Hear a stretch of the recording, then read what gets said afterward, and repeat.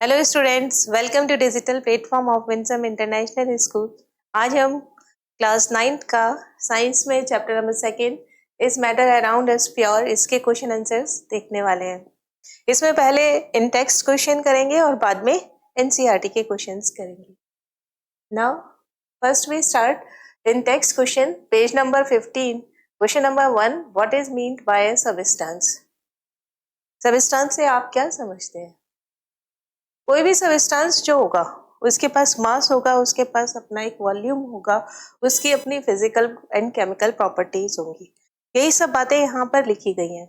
Substance can be defined as the kind of matter where constituent particles can not be separated from each other by physical process and they are all similar in chemical properties. यानी उनकी खुद की chemical properties है, उनकी खुद की physical properties है।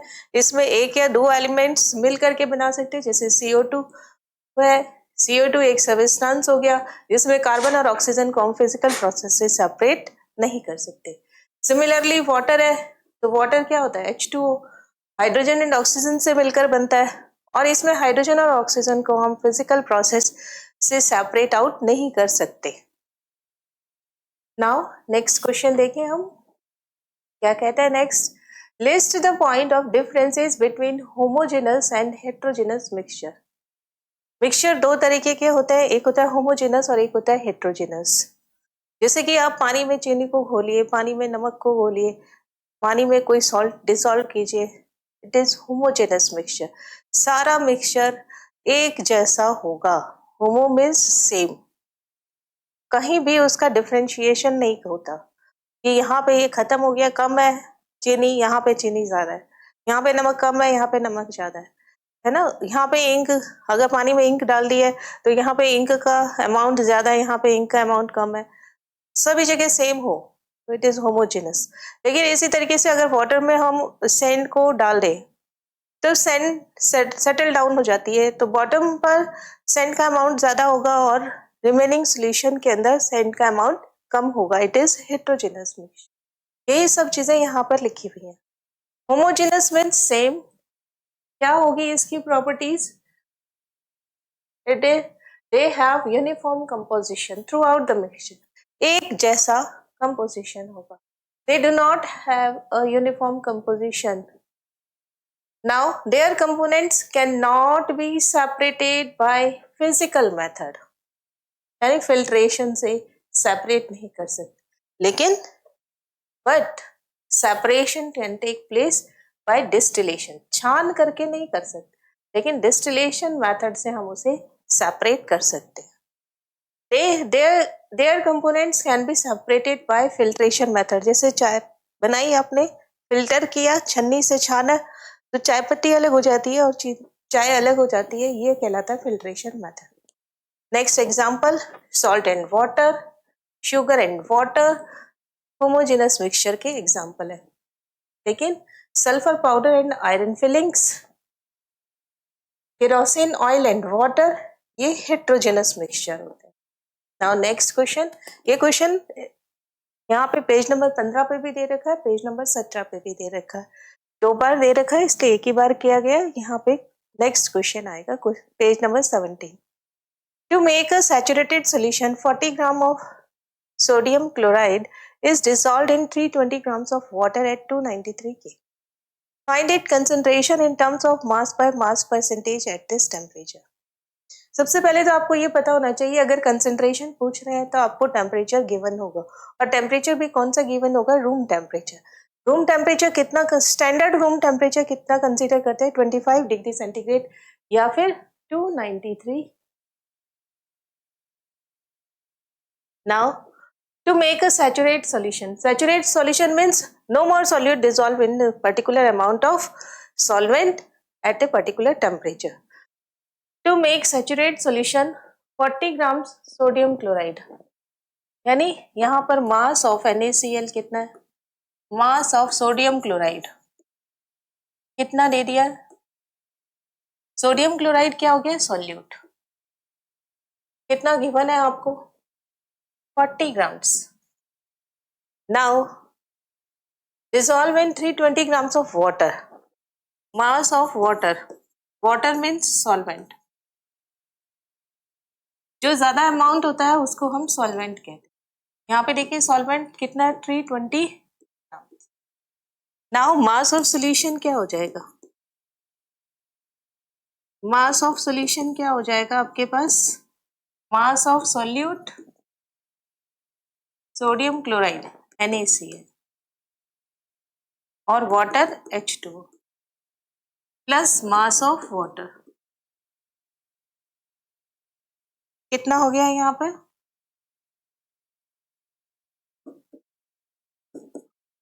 NaCl 40 plus 320 यानी 360 ग्राम्स. नाउ परसेंट मास का क्या फॉर्मूला होता है? नेक्स्ट पेज पे कर देते हैं. Percent mass by mass, W by W, mass percentage.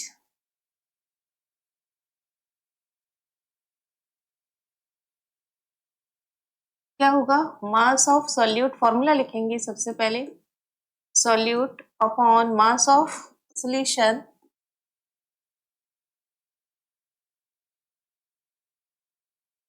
Multiply 100.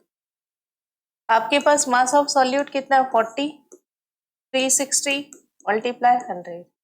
जो चीज कैंसिल आउट हो सकती है कैंसिल कर देते हैं. 4 1 जा 4, 4 9 जा 60, 36 और यहाँ पे कितना आ गया? 100/9 यानी 11 1/9%. It is answer. Now next question देखते हैं हम. ये फॉर्मूला ध्यान रखना बहुत जरूरी है. मास बाय मास, इसको W बाय W भी कहते हैं. Small w upon capital W. Percentage, इसे ये भी बोला जाता है. नाउ नेक्स्ट क्वेश्चन देखते हैं. How are sol. देखिए सेकंड से स्टार्ट है, पेज नंबर 18 पर ये क्वेश्चन. लेकिन फर्स्ट क्वेश्चन कौन सा है? होमोजेनस एंड हेटेरोजेनस मिक्सचर में डिफरेंस पूछा हुआ है. Now how are sol solution and suspension different from each other. Sol, solution और सस्पेंशन तीन तरीके के सॉल्यूशंस होते हैं. यानी कोई भी मिक्सचर तीन तरीके का हो सकता है. या तो सोल हो सकता है, या तो सॉल्यूशन हो सकता है, या फिर सस्पेंशन हो सकता है. तो इनके अंदर डिफरेंस करना आपको. जैसे पानी के अंदर अगर आप नमक डाल रहे हैं तो क्या बनेगा? सॉल्यूशन. पानी में अगर आप रेत डाल रहे हो तो क्या बनेगा? सस्पेंशन. और अगर आप दूध ले रहे हो यानी सोल्यूबल प्रोटीन यूज कर रहे हो तो क्या बनेगा? कोलाइडल सॉल्यूशन या फिर सोल बनेगा. तो सबसे पहले तो हमें प्रॉपर्टी ध्यान रखनी है कि इसके नेचर क्या. पहले सॉल्यूशन है, फिर सस्पेंशन है और फिर सोल है. सबसे पहले आपको सॉल्यूशन दिखने में कैसा लगता है? होमोजेनस. और सस्पेंशन और सोल दोनों कैसे होते हैं? हेट्रोजेनस. सोल का एक और नाम भी होता है. सोल को हम बोलते हैं कोलाइड, कोलाइडल सॉल्यूशन. तो यहाँ पर सोल बोले या कोलाइड बोले बात एक ही है. सस्पेंशन और सोल दोनों ही हेट्रोजेनस होता है, जबकि सॉल्यूशन कैसा होता है? होमोजेनस होता है. पार्टिकल का साइज आप देखते हो कि सॉल्यूशन जो है उसके अंदर हमें पार्टिकल्स दिखाई नहीं देते, यानी बहुत छोटे पार्टिकल्स होते हैं उसमें, उनका साइज स्मॉलेस्ट होगा. और सस्पेंशन में आपको पार्टिकल्स दिखाई दे रहे हैं तो उनका साइज क्या हो गया? बड़ा. और कोलाइड बीच के होते हैं तो लेस देन 1 nm. 1 nm का मतलब क्या हो गया? 1 nanometre. 1 nm means 1 nanometre, 10⁻⁹ metre. कितना छोटा होता है? 1 मीटर होगा ना, उसका 10⁻⁹, 1/10⁹ पार्ट हो. और ये कितना होता है? 100 nm. और ये 1 nm से 100 nm के बीच में, यानी 10⁻⁷ से 10⁻⁵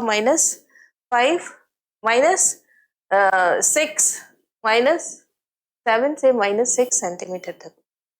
स्टेबिलिटी, स्टेबिलिटी का मतलब अगर उसको रख दो तो वो सेटल डाउन नहीं होंगे, स्टेबल हो. पानी के अंदर चीनी घोल दो, पानी में नमक घोल दो और कुछ देर के लिए अनडिस्टर्ब रख दो उसको, तो ऐसा नहीं है कि चीनी नीचे सेटल डाउन हो रही है या नमक नीचे सेटल डाउन हो रहा है, नहीं होता. It means it is very stable. ये अनस्टेबल होता है ये कुछ हद तक स्टेबल होता है, लेकिन कुछ चीज अगर आप मिक्स कर देंगे, जैसे दूध में आपने नींबू का पानी नींबू डाल दिया, नींबू का रस डाल दिया, तो वो क्या होता है, प्रोटीन सेटल डाउन हो जाती है। तो काफी हद तक क्वाइट स्टेबल मीन्स काफी हद तक स्टेबल होता है, लेकिन ऐसा नहीं कह सकते बहुत ज्यादा स्टेबल है। टिंडल इफेक्ट यानी लाइट से रिफ्लेक्शन, इसमें नहीं होता, हो भी सकता है नहीं भी हो सकता, और इसमें होता है। अपीयरेंस, दिखने में एकदम क्लियर, ये ओपेक धुंधले होते हैं, जनरली क्लियर होता है। विजिबिलिटी, नॉट विजिबल, पार्टिकल्स आपको दिखाई नहीं देंगे। विजिबल विद नेकेड आइज, रेत आपको दिखाई देती है, और विजिबल थ्रू माइक्रोस्कोप होता है, इलेक्ट्रॉन माइक्रोस्कोप। नाउ डिफ्यूजन, बहुत फास्ट डिफ्यूजन होता है, कोई डिफ्यूजन नहीं होता। डिफ्यूजन का मतलब सॉल्यूट के पार्टिकल्स का फैलना, बहुत तेजी से फैलते हैं, इसमें डिफ्यूजन नहीं होता, वो तो सेटल डाउन हो रहा है, इसमें स्लो डिफ्यूजन होता है। Settling, do not settled there on there, और अपने आप होते हैं, और settled in centrifuge. Example, salt and sugar in water, sand in water और dusty air, milk, blood, smoke, ये सब क्या होते हैं, कोलॉइडल सॉल्यूशन। बहुत ही इंपॉर्टेंट है ये, बहुत बार एग्जाम में इसको पूछा जाता है। और आगे भी कोलॉइडल सॉल्यूशन या सॉल्यूशन का जब हम चैप्टर पढ़ते हैं बड़ी क्लास में भी, तब भी ये बहुत इंपॉर्टेंट है। नाउ नेक्स्ट देखते हैं, to make a saturate solution. Saturate solution का मीनिंग होता है no more solute dissolve in a solution, और सॉल्वेंट फिक्स हो गया in a fixed solvent at a particular temperature. अब फिर भी अगर आप डालोगे तो वो क्या होगा, सेटल डाउन हो जाएगा। इसलिए ज्यादातर हमें क्वेश्चन में कैसा सॉल्यूशन दिया हुआ होता है, सैचुरेटेड सॉल्यूशन दिया हुआ होता है। 36 gram of NaCl is dissolved in 100 gram of water at 293 K। 293 K means 25 degree centigrade temperature हो गया। Find it concentration at this temperature. Again जो चीज गिवन है उसे हम सबसे पहले लिखेंगे, mass of sodium chloride. Sodium chloride क्या हो गया यहाँ पे, दोनों में से देखिए, यह एक 100 ग्राम है और एक कितना, ओनली 36, तो 36 क्या हो जाएगा यहाँ पे, सोल्यूट हो जाएगा। सोडियम क्लोराइड क्या फॉर्मूला होगा, NaCl, और क्या है ये, सोल्यूट, कितना है, 36 gram. Now mass of solvent, mass of solvent, solvent यहाँ पर कौन है, वाटर। वाटर का फॉर्मूला क्या होता है, H2O। कितना गिवन है आपको, 100 ग्राम, तो यहाँ पे क्या लिख लिया, 100। अब देखिए हमें तो क्या चाहिए, मास ऑफ सॉल्यूशन चाहिए। मास ऑफ सॉल्यूशन में क्या होगा, दोनों को ऐड कर दीजिए। इन दोनों को ऐड करना है आपको, मास of solute plus mass of solvent. Solute कितना है आपके पास, 36 ग्राम, सॉल्वेंट कितना है, 100 ग्राम, कितना हो गया, 136 ग्राम। अब percent W by W, concentration आपको क्या निकालनी है, परसेंट W बाई डब्ल्यू। अब इस ऊपर वाले W का मतलब होता है सॉल्यूट, और नीचे W का मतलब होता है सॉल्यूशन। फॉर्मूला लिखेंगे, मास of solute upon mass of solution multiply क्या हो जाता है, 100। नाउ यहाँ पे कितना है, 36, यहाँ कितना है, 136, यहाँ कितना है, 100। 2 से कट किया इसको, 18, इसको अगर 2 से कट करेंगे 6, और यहाँ पे आ जाएगा 8। नेक्स्ट 9, 34, आगे कटेगा नहीं, यहाँ से इससे काट लेते हैं, 17, और यहाँ पे कितना आ जाएगा, 50। नाउ 450 अपॉन 17 परसेंट आंसर आ जाएगा। अगर आप इसको और ज्यादा करना चाहें सोल्यूशन,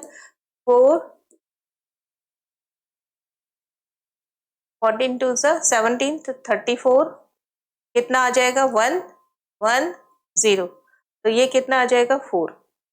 17 इंटू 4 कितना हो जाएगा, 28, 6, ये तो और ज्यादा कटेगा, 26 के करीब आएगा। 17 इंटू 6 कितना आ गया?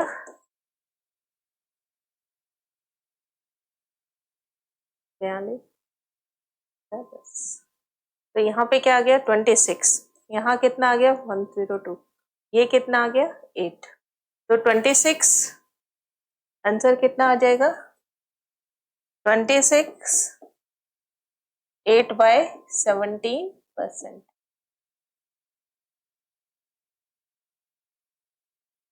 ओके, ये परसेंटेज आपका आंसर आ जाएगा। नाउ नेक्स्ट देखिए क्वेश्चन, पेज नंबर 19 पर इंडेक्स क्वेश्चन है ये। क्या क्वेश्चन है? Classify the following as a chemical और फिजिकल चेंज। केमिकल और फिजिकल चेंज के बारे में बताना आपको। केमिकल चेंज वो चेंज होते हैं जिसे हम रिवर्स नहीं कर सकते या उसमें कुछ केमिकल्स की रिएक्शन हो रही होती है। फिजिकल चेंज में ओनली फिजिकल स्टेट में, कलर में चेंज होता है और कोई केमिकल रिएक्शन नहीं होती। फर्स्ट देखिए, कटिंग ऑफ ट्रीज। एक ट्री है, उसको आपने कट कर दिया। कट कर दिया मीन्स कट करना, कटिंग हमेशा क्या होता है? फिजिकल। जैसे पेपर है, पेपर को हम स्मॉल पीस में कट कर दे तो वो क्या हो गया? ओनली फिजिकल चेंज होगा, physical change. Now melting, again melting of butter in a pan, physical change हो गया। रस्टिंग, रस्टिंग में क्या होगा? कोई केमिकल रिएक्शन होगी, तो ये कैसा चेंज होगा? केमिकल चेंज होगा। केमिकल चेंज अलग पेन से लिख देते हैं। ये कौन सा चेंज होगा? Chemical change. बॉइलिंग में क्या आएगा? फिजिकल चेंज आएगा। बॉइलिंग है, मेल्टिंग है, कटिंग है, ये सब क्या आ जाएंगे? फिजिकल चेंज आ जाएगा। Now passing of electricity, current, electric current through water and water breaking down into hydrogen and oxygen gases, यानी अगेन केमिकल रिएक्शन हो रहा है, तो तभी तो ये वाटर जो हो गया वो ब्रेक डाउन हो गया। ये कैसा चेंज हो गया? Chemical change. वाटर से क्या बना दिया? रिएक्शन हो गया। वाटर से क्या बना दिया? H2 और O2 बना दिया। ये रिएक्शन है, केमिकल रिएक्शन हो रहा है, इसलिए केमिकल चेंज हो जाएगा। Now dissolve common salt into water, बिल्कुल वाटर में सॉल्ट को डिसॉल्व कर रहे हैं, तो ये कैसा चेंज हो जाएगा? Physical change. इवेपोरेशन के थ्रू हम वापस इसको कन्वर्ट कर सकते हैं। मोस्टली रिवर्सिबल होते हैं फिजिकल चेंज, लेकिन जरूरी नहीं है। जैसे कटिंग ऑफ ट्रीज, ये रिवर्सिबल प्रोसेस है, बट इसमें कोई केमिकल चेंज नहीं हो रहा है, इसलिए कटिंग ट्रीज जो हो रहा है वो फिजिकल चेंज हो जाएगा। Making a fruit salad, fruit को कट करके आप सैलेड बना रहे हैं, तो again it is physical change, है ना। बर्निंग, जलाना, तो जलाना जो होगा वो क्या हो गया? बर्निंग में हमेशा पेपर या वुड है तो कार्बन किस में कन्वर्ट होता है? ऑक्सीजन से रिएक्शन करता है, और किस में कन्वर्ट करता है? CO2 में। ये रिएक्शन हो रही है, इसलिए ये कैसा चेंज है? Chemical change. Now next question देखते हैं हम। Try segregate the things around you as pure substances और mixture। आपको बताना अपने चारों तरफ कौन कौन से प्योर है और कौन कौन सा मिक्सचर है। यहाँ पे कुछ एग्जांपल्स पहले से ही लिखे हुए, जैसे प्योर सब में वाटर है, सॉल्ट है, शुगर है, ये प्योर में है ना। इसके अलावा क्या हो सकता है? ऑक्सीजन हम बात कर ले, नाइट्रोजन की बात कर ले, हाइड्रोजन की बात कर ले, बट एयर की अगर बात करेंगे तो एयर किस में आ जाएगा? मिक्सचर के अंदर आ जाएगा।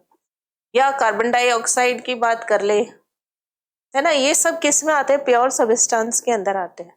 कोई भी अगर आपको केमिकल फॉर्मूला दे दिया, जैसे कैल्शियम कार्बोनेट का फॉर्मूला दे दिया, सोडियम क्लोराइड का फॉर्मूला दे दिया, ये प्योर सब्सटेंस के अंदर आते हैं।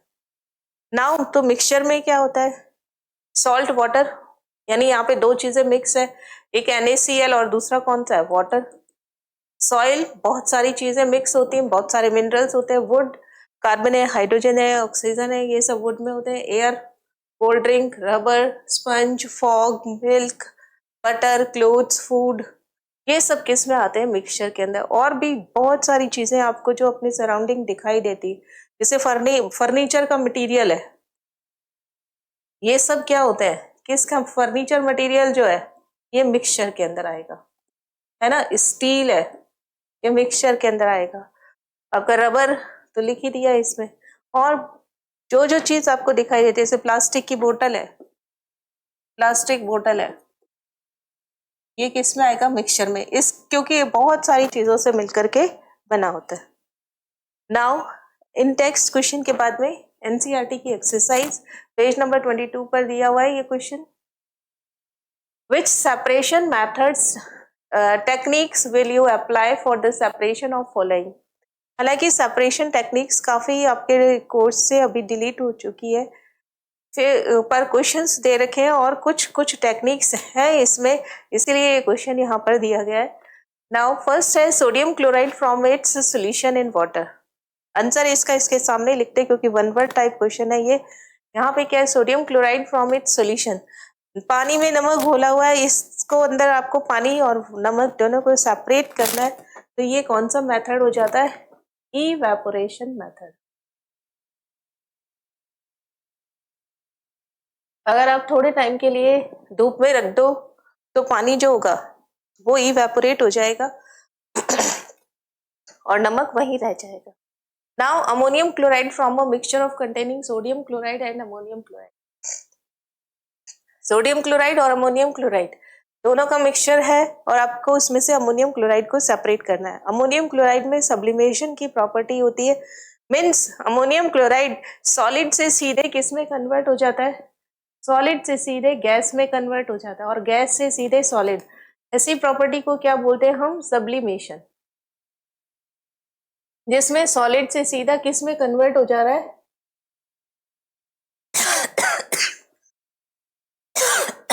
सॉलिड से सीधा गैस में कन्वर्ट हो रहा है।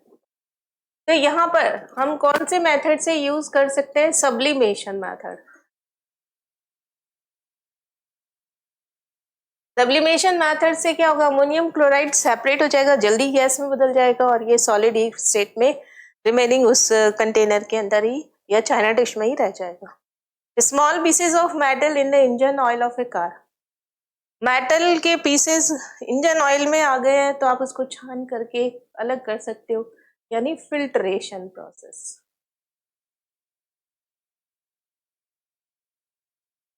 Different pigments from an extract of flower petals. बहुत ही अच्छा मेथड है chromatography.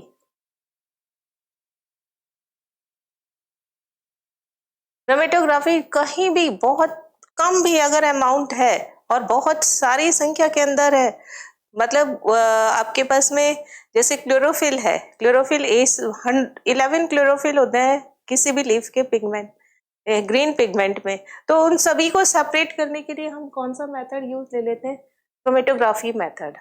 Now butter from curd, दही से बटर को अलग करने के लिए सेंट्रीफ्यूगेशन, सेंट्रीफ्यूगेशन मेथड।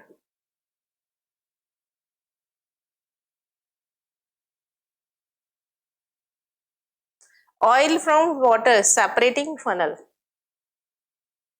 सिर्फ आपको नाम लिखना है।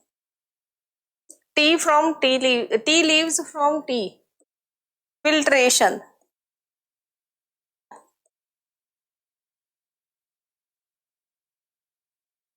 आयरन पिंस फ्रॉम सैंड, ये तो बहुत अच्छा है, magnetic separation.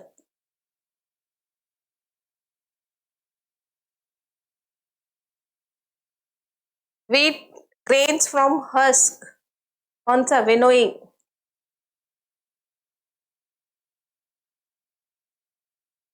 Fine mud particle suspended in water, suspension. Okay, and filtration. Now next question देखते हैं हम। प्रज्ञा tested the solubility of 3 different substances at a different temperature and collected the data as given below. एक लड़की है प्रज्ञा, उसने क्या किया कि इतने सारे सब्सटेंस लिए, कौन कौन से लिए? पोटेशियम नाइट्रेट लिया, सोडियम क्लोराइड लिया, पोटेशियम क्लोराइड लिया, अमोनियम क्लोराइड लिया, इनको पानी के अंदर डिसॉल्व किया अलग अलग टेम्परेचर पर, 283 पर, 293 पर, 313 पर, 333 पर और 353 केल्विन टेम्परेचर पर डिसॉल्व किया। और उनका सैचुरेट सॉल्यूशन मिलाया, यानी इतने टेम्परेचर पर 21 ग्राम डिजॉल्व हुआ, इतने सोडियम क्लोराइड 36 हुआ, पोटेशियम क्लोराइड 35 हुआ, अमोनियम क्लोराइड 24 हुआ। इस तरीके से उसने एक प्रैक्टिकल करके देखा। Result are given in the following table are grams of substance, यानी ये रिजल्ट किस में, ग्राम में है। ये सारे रिजल्ट किस में है आपके पास, ग्राम में। As gram of substance dissolve in 100 gram of water, यानी वाटर की क्वांटिटी फिक्स कर दी, तभी सैचुरेट सॉल्यूशन हम बना सकते हैं। सैचुरेट सॉल्यूशन का मीनिंग क्या है, पहले भी कई बार ये बताया मैंने। यहाँ पर आपको क्या क्या फिक्स करना होगा, फिक्स करना होगा आपको amount of substance, amount of solvent. Generally solvent आप क्या लेते हो, वाटर, यानी ये फिक्स करना पड़ेगा। और क्या फिक्स करना पड़ेगा, टेम्परेचर। अब सॉल्यूट उसमें कितना डिसॉल्व हो रहा है in a fixed quantity of solvent at a fixed temperature, वही क्या होता है, सैचुरेट सॉल्यूशन। नाउ क्वेश्चन देखिए क्या दे रखा है, what mass of potassium nitrate. Potassium nitrate का फॉर्मूला क्या हो गया, KNO3। फॉर्मूले भी आपको आने चाहिए, तभी आप 10th के अंदर इक्वेशन लिख पाएंगे। What mass of potassium nitrate would be needed to produce a saturate solution of potassium nitrate in 50 gram of water। देखिए वाटर कितना कर दिया, अब इसने यहाँ पे कितना दे रखा है, 100 ग्राम, यहाँ कितना कर दिया, 50 ग्राम, यानी हाफ कर दिया। 313 पोटेशियम नाइट्रेट कितना डिसॉल्व हो रहा है, 62 ग्राम हो रहा है ना। 313 पर पोटेशियम नाइट्रेट आपका कितना डिसॉल्व हो रहा है, ये केल्विन टेम्परेचर है। इन 100 gram of water potassium nitrate कितना है, 62 ग्राम। अगर आप इसकी क्वांटिटी हाफ कर दोगे तो पोटेशियम नाइट्रेट भी हाफ हो जाएगा। आंसर देखिए क्या आएगा इसका आंसर। एट 313 क्या 313 है ना, 313 केल्विन, क्योंकि यहाँ दे रखा है।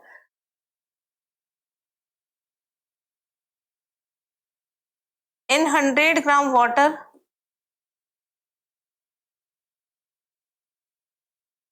अमाउंट ऑफ KNO3 कितना है आपके पास में, 62 ग्राम। आपको क्या करना है, एट 313 ये सेम रखना है। इन 50 ग्राम क्वेश्चन में पूछा हुआ है वाटर, अमाउंट ऑफ KNO3 कितना हो जाएगा, कैसे कैलकुलेट करोगे, ये 62 ये रहा, अपॉन में कितना आ जाएगा 100, इंटू कितना आ जाएगा 50, कैंसिल आउट करेंगे इसको तो कितना आ जाएगा 50, ये 1 ये 2, ये कितना आ जाएगा 31। आंसर क्या आ जाएगा 31 ग्राम।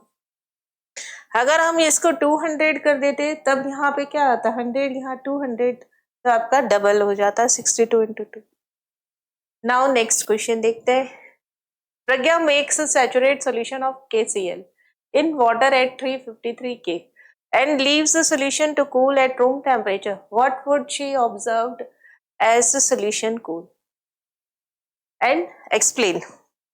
देखिए यहाँ पर इसने किसको डिसॉल्व किया है, KCl को डिसॉल्व किया, पोटेशियम क्लोराइड को डिसॉल्व किया। किसको डिसॉल्व किया, पोटेशियम क्लोराइड को पानी में डिसॉल्व किया। टेम्परेचर कितना है 353, टेम्परेचर कितना है 353, ये टेम्परेचर है। और पोटेशियम क्लोराइड को इसने डिसॉल्व किया, ये टेम्परेचर है इसके पास। और पोटेशियम क्लोराइड ये डिसॉल्व किया है कितना 54।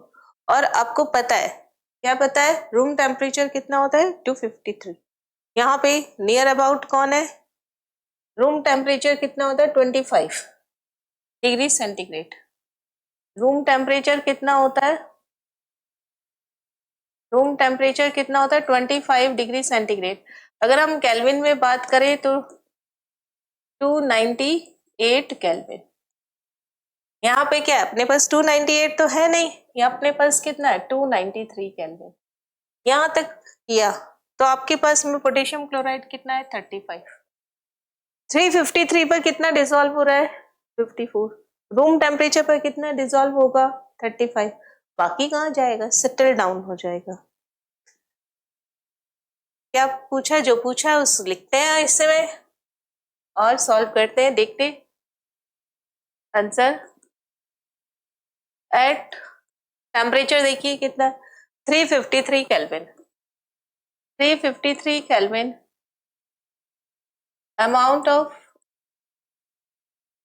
KCl in 100 ग्राम वाटर कितना है आपके पास, कितना दे रखा है 54 ग्राम। 54 ग्राम। आपसे क्या पूछा है, रूम टेम्परेचर पर पूछा है, तो यहाँ पे रूम टेम्परेचर कितना है 293 है ना, 298 ना होकर के कितना दिया है 293, तो हम यहाँ 293 ही कंसिडर करने वाले हैं। Eight room temperature, room temperature कितना है यहाँ पर 293 kelvin. Amount of KCl in 100 gram water, ये कितना हो गया आपके पास 35 ग्राम।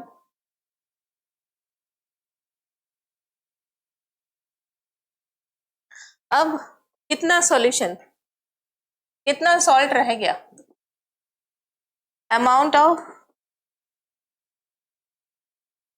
सॉल्ट है amount of KCl, KCl salt ही है,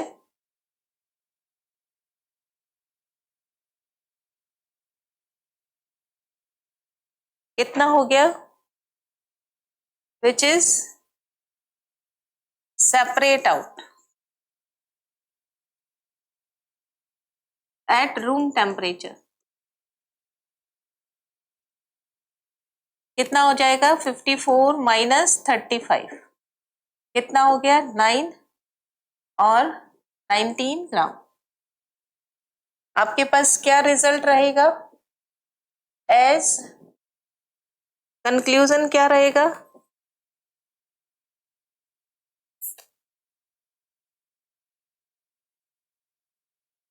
एज टेम्परेचर reduced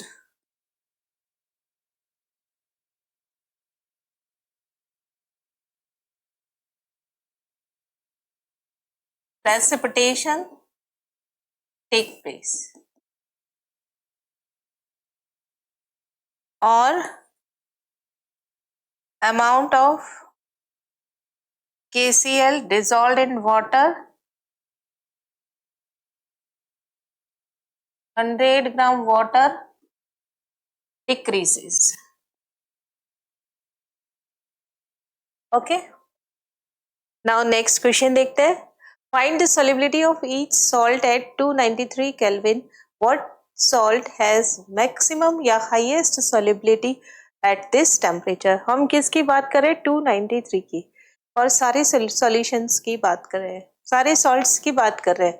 ये कितना डिसॉल्व हो रहा है 36 ग्राम, सोडियम क्लोराइड 30, ये पोटेशियम नाइट्रेट 32 ग्राम, ये 36 ग्राम, KCl 35 ग्राम, अमोनियम क्लोराइड 37। तो सबसे ज्यादा कौन डिसॉल्व हो रहा है 37। ये सारे हमें लिखने हैं। क्या लिखना है आपको, amount of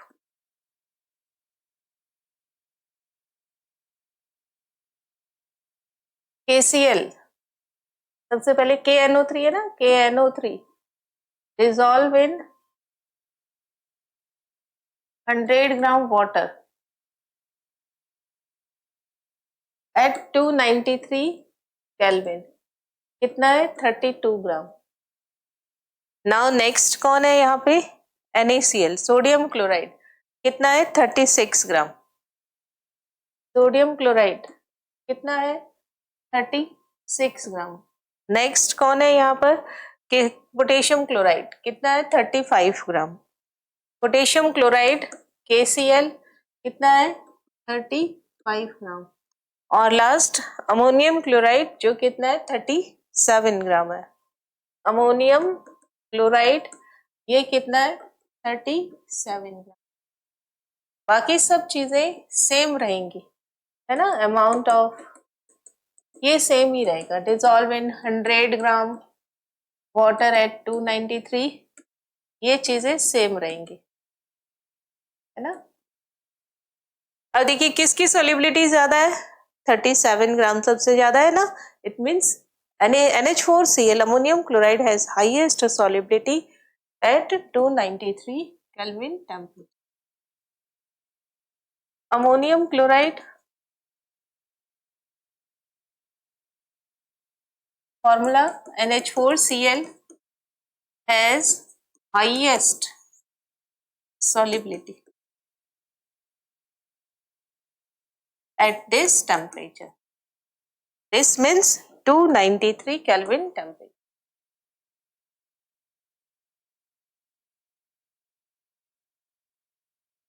Now next, what is the effect of change temperature on solubility of water? आपको बताना है कि टेम्परेचर का क्या फर्क पड़ता है। आप खुद देखिए टेम्परेचर क्या होगा, टेम्परेचर इंक्रीज कर रहा है तो सभी की सॉलिबिलिटी क्या हो रही है, इंक्रीज हो रही है ना। तो टेम्परेचर अगर आप इंक्रीज कर रहे हो, temperature proportional to solubility of salt,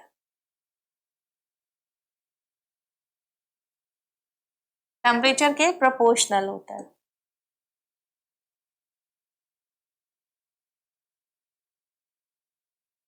क्या मतलब है इसका, ऑन इंक्रीजिंग टेम्परेचर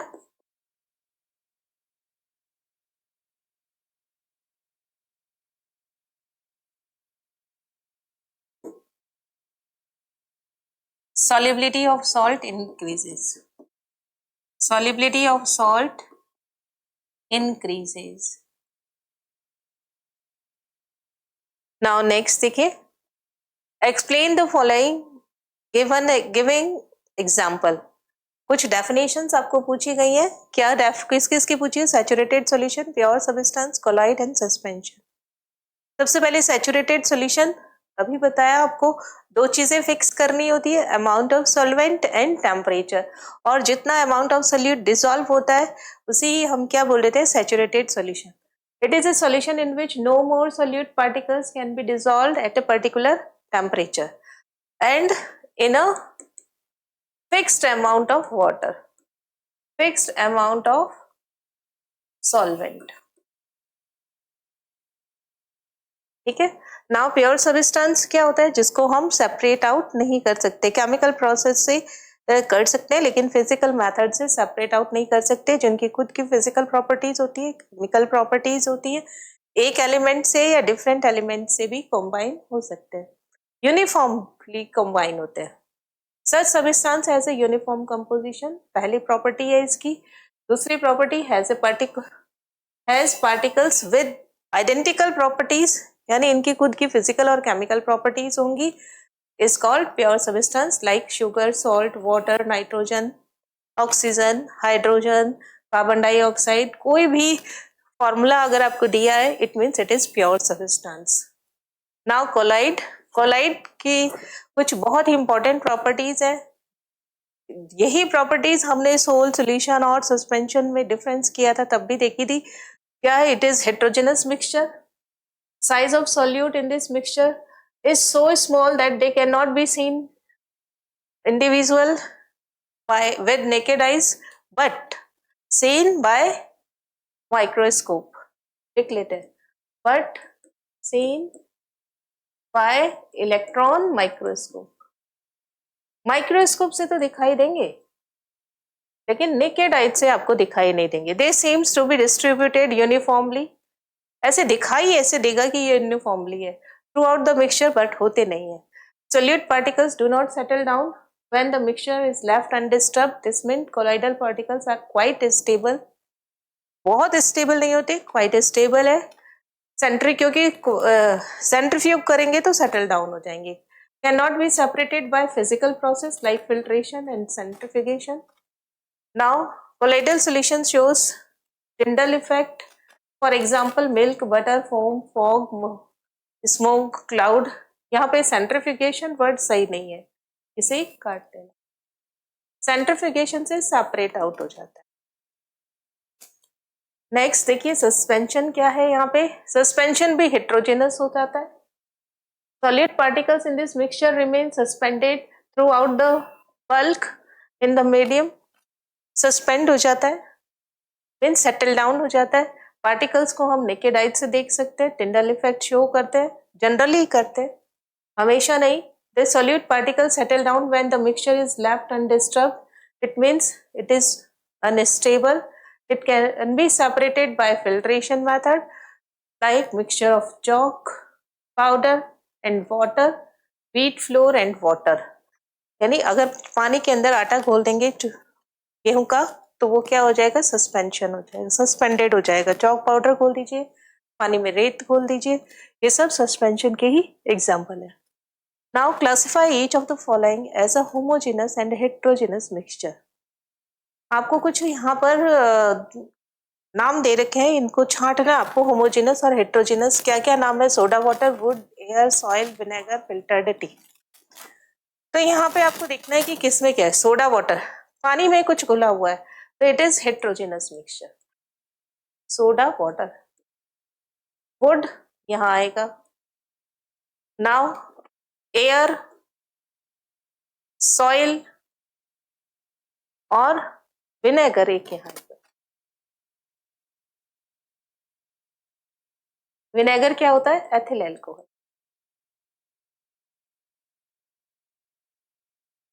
और फिल्टर्ड सोल्यूशन जो होगा वो भी, फिल्टर्ड टी जो होगी वो यहाँ है, क्योंकि ये एक कोलॉइडल सोल्यूशन है और कोलॉइडल सोल्यूशन कैसा होता है, हेट्रोजेनस मिक्सचर होता है।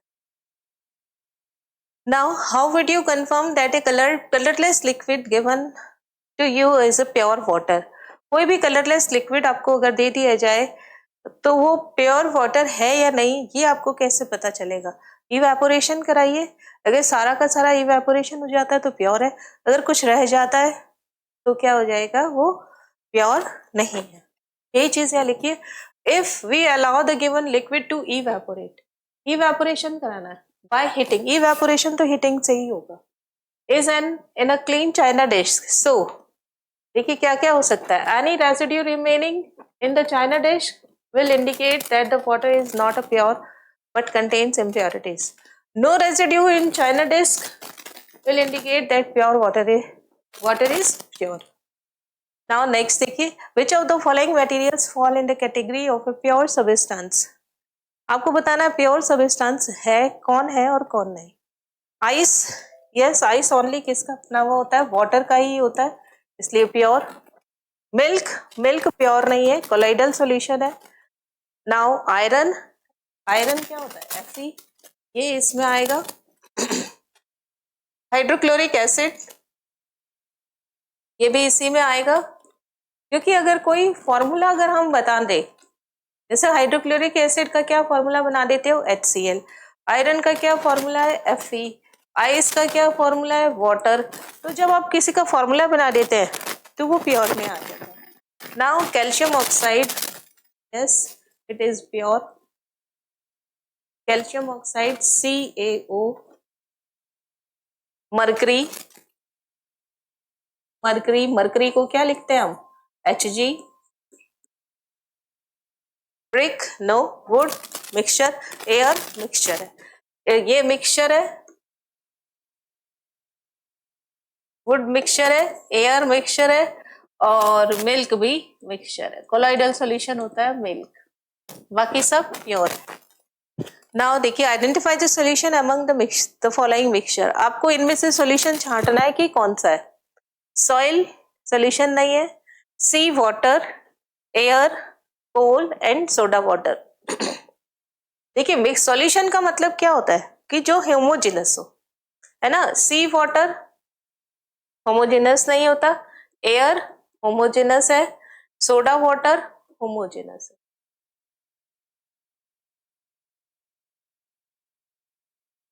Now see water colloidal solution होता है, हेट्रोजेनस होता है। विच of the following will show Tyndall effect? Tyndall effect कौन शो करते हैं? Colloidal solution Tyndall effect show करते हैं और सस्पेंशन भी टिंडल इफेक्ट शो करते हैं। सॉल्ट सॉल्यूशन प्योर है, ट्रू सॉल्यूशन है, इसलिए ये टिंडल इफेक्ट शो नहीं करेगा। कौन? मिल्क कोलाइडल है। Copper sulphate solution true solution है। स्टार्च सॉल्यूशन जो होगा वो कोलाइडल सॉल्यूशन। ये दोनों क्या है? कोलाइडल। और कोलाइडल सॉल्यूशन जो होते हैं वो क्या होते हैं? टिंडल इफेक्ट शो कर सकते हैं, शोज टिंडल इफेक्ट।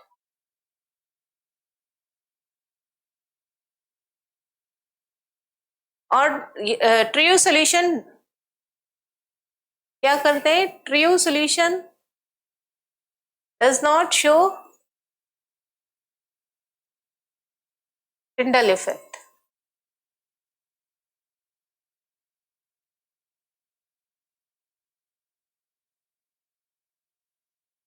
और यहाँ पे ये कौन है? ट्रू सॉल्यूशन है, ये ट्रू सॉल्यूशन है, ये भी ट्रू सॉल्यूशन है। नेक्स्ट देखिए क्या आएगा। Classify the following into elements, compound and mixture. आपको क्लासिफाई करना कौन एलिमेंट है, कौन कंपाउंड है, कौन मिक्सचर है। देखिए एलिमेंट कौन होंगे? जो पीरियोडिक टेबल में आते हैं वो सब एलिमेंट्स होंगे। लाइक सोडियम, यस सोडियम क्या आएगा? एलिमेंट। और कौन है आपके पास? सॉइल किस में चला जाएगा? मिक्सचर में। और sugar solution mixture, sugar solution किस में आ जाएगा? मिक्सचर के अंदर। सिल्वर किस में आ जाएगा? एलिमेंट में। कैल्शियम कार्बोनेट किस में आ जाएगा? कंपाउंड में। कैल्शियम कार्बोनेट किस में आ जाएगा? कंपाउंड में। फॉर्मूला बना देते हैं हम। टिन किस में आएगा? सिलिकॉन किस में आएगा? नाउ कोल किस में आएगा? मिक्सचर के अंदर, क्योंकि कोल में कार्बन भी है, हाइड्रोजन भी होता है, ऑक्सीजन भी होता है, सल्फर भी होता है, नाइट्रोजन भी होता है, तो ये मिक्सचर के अंदर आएगा। एयर किस में आएगा? मिक्सचर में। सोप किस में आएगा? सोप भी मिक्सचर में आएगा। नाउ मीथेन किस में आएगा? मीथेन का फॉर्मूला होता है। कार्बन डाइऑक्साइड किस में आएगा? फॉर्मूला होता है। ब्लड किस में आएगा? मिक्सचर में आएगा, है ना। ये सब क्या हो गए? इनके फॉर्मूला हो, जिनके फॉर्मूला होते हैं वो सब किस में आते हैं? कंपाउंड में। एलिमेंट जो पीरियोडिक टेबल में आते हैं। मिक्सचर जिसमें 2 या 3 चीजें मिक्स की हुई होती। Now which of the following are chemical change? Chemical change कौन कौन से होते हैं? जिनमें कोई भी केमिकल रिएक्शन होती है वो केमिकल चेंज होता है।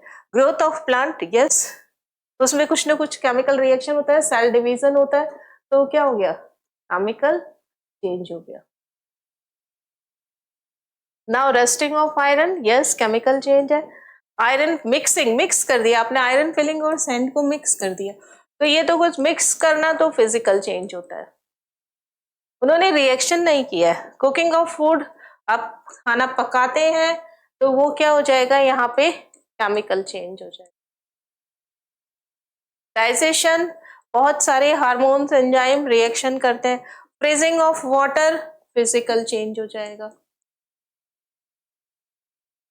बर्निंग मीन्स जलना, ये तो हमेशा से ही क्या रहा है? Chemical change,